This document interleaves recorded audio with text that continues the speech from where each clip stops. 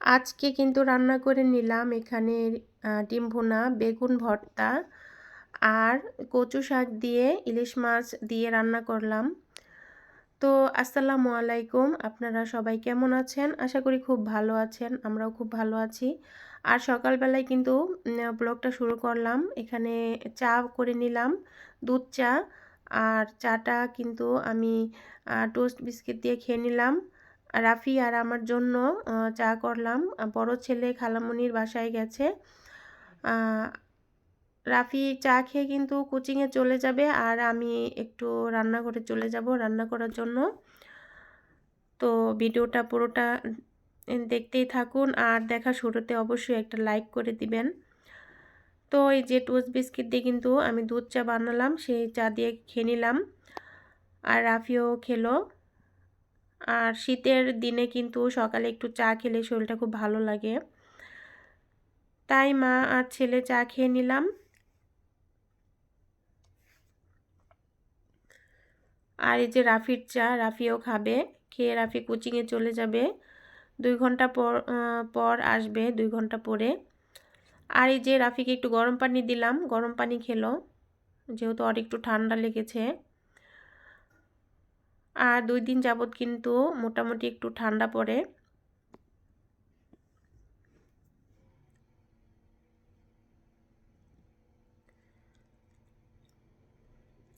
তারপর আমি কিন্তু রান্নাঘরে চলে আসলাম। রান্নাঘরে যে আজকে আমার মন চাইলো বেগুন পুড়ে তারপর ভর্তা খেতে, একটু ঝাল ঝাল করে।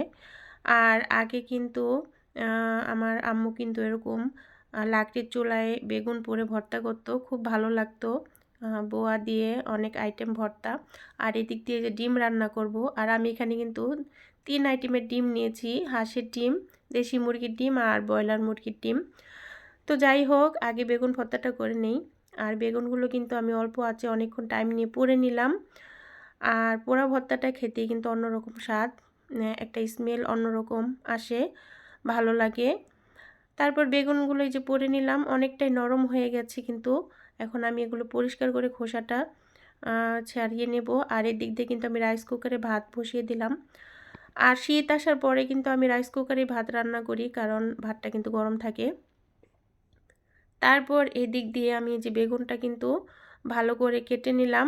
আর এখানে মরিচ কিন্তু পুড়ে নিলাম, মরিচটাও আমি পুড়ে তারপর ভর্তা করে নিলাম। আর ধনিয়া পাতা দিয়েছি, কাঁচা পেঁয়াজ, আর এখানে সরিষার তেল দিয়ে আমি একটু ঝাল করে ভর্তাটা বানিয়ে নিলাম। আর এই ভর্তাটা অসম্ভব মজা ছিল, আমারটাই খুব ভালো লাগলো খেতে। তো আলহামদুলিল্লাহ। আর তারপর কিন্তু যে ডিম রান্না করার জন্য আমি এই যে ডিমগুলো ফ্রিজ থেকে কিছুক্ষণ আগেই বের করে রেখেছি।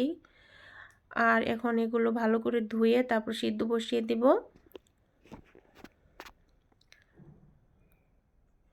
আর ফ্রিজের ঠান্ডার ডিমটা কিন্তু ভালো করে সিদ্ধ হয় না, তাই কিছুক্ষণ আগে নামালে ডিমটা ভালো করে সিদ্ধ হয়। আর হাঁসের ডিম কিন্তু আমি সিদ্ধ করে খাই, তাই নিয়েছি। আর এগুলো রান্না করব।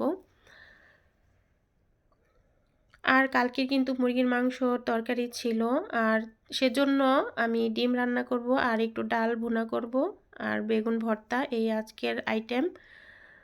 তো আলহামদুলিল্লাহ, সব সময় কিন্তু মাছ মাংস খেতে ভালো লাগে না, একটু ভর্তা তারপরে বা ডিম এগুলো মাঝে মধ্যে খেতে হয়। তারপরে যে আমি ডিমটা সিদ্ধ বসিয়ে দিলাম। আর ডিমটা আমি কিন্তু এই যে অফ ক্যামেরায় সিদ্ধ করে যে ডিমটা একটু ভেজেও নিয়েছি, এখন রান্নাটা করে নিলাম। পেঁয়াজ দিয়ে আমি কিন্তু বাচ্চাদের জন্য যেহেতু রান্না করছি, সেজন্য কিন্তু আমি একটু মশলা কমই দিয়ে রান্না করছি। তারপরে যে মশলাটা হলুদ মরিচ গুঁড়ো দিয়ে আদা পেস্ট দিয়ে কিন্তু আমি ভালো করে কষিয়ে নিলাম। আর তেল কিন্তু আমি অল্প পরিমাণে তেল দিয়ে রান্না করে নিলাম।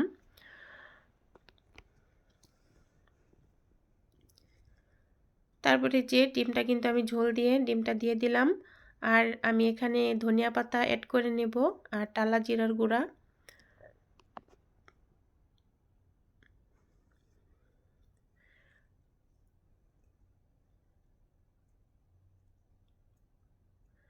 তারপর এই যে এখন কিন্তু আমি এই যে ধনিয়া পাতা দিয়ে দিলাম আর টালা জিরার গুঁড়ো দিয়ে দিলাম। আমার ডিম ভুনাটাকে কিন্তু হয়ে আসছে, আমি এখন নামিয়ে নেব।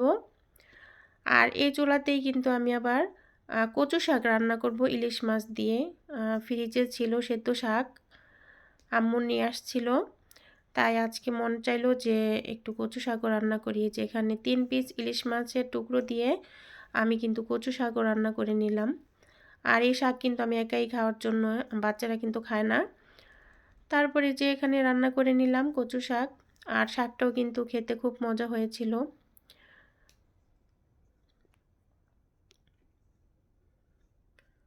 তো আমার ভিডিওটা যদি ভালো লাগে অবশ্যই কিন্তু একটা লাইক করে দিবেন। আর আমার ভিডিওটা যে দেখছেন তার জন্য অসংখ্য দোয়া ও ভালোবাসা।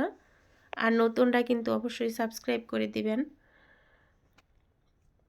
তো আমার ভিডিওটা কিন্তু আজ এখানে আমি শেষ করে দিলাম। আর আজকে যে আমার কচু শাক রান্নাটা, কিন্তু কচু শাকটা খেতে অসম্ভব মজা ছিল।